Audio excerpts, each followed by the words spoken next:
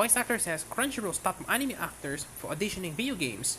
Laura posts, a voice actor in many anime dubs, including Tower of God, this house and work Demon Slayer in this corner of the world, The Promised Neverland and more, wrote on Twitter. You may or may not have noticed that there is a cool new Tower of God game coming out, and you may or may not have noticed that the cast, fully or totally awesome people who are blessing, is different from the anime. Would you like to know why? Well, story time. Holmes went on to say that the company behind the video game approached the studio to begin recording the English localization, and Sierra went directly to the client and told them to own the voice prints of the original cast. She continued, they went on to say that the video game client could illegally not use any of the cast in the game in any capacity. It even has new characters or different characters than we originally played. We cannot even audition for new or different characters. We're blacklisted. What Sierra said is completely 100% untrue. Not only did I personally review my contracts to be sure that there was no such clause.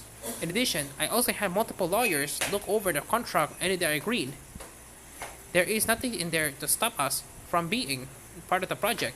At the very least, as new or different characters, both share a portion of her contract with Anime News Network for their story. When Aina had a lawyer look over it, it did not say anything that she says Crunchyroll is claiming, but it's not the entire contract, so it can be confirmed one way or the other. Crunchyroll did not get back to Aina before press time when asked about what's going on here. Posts were on Twitter. I seen a few people ask reasonably, why will CRT do this? And I realized it didn't make it clear. The game is union. And well, we all know how CR feels about the union. Personally, I'm going to be working with Crunchyroll on any future projects without the protection of any union contract.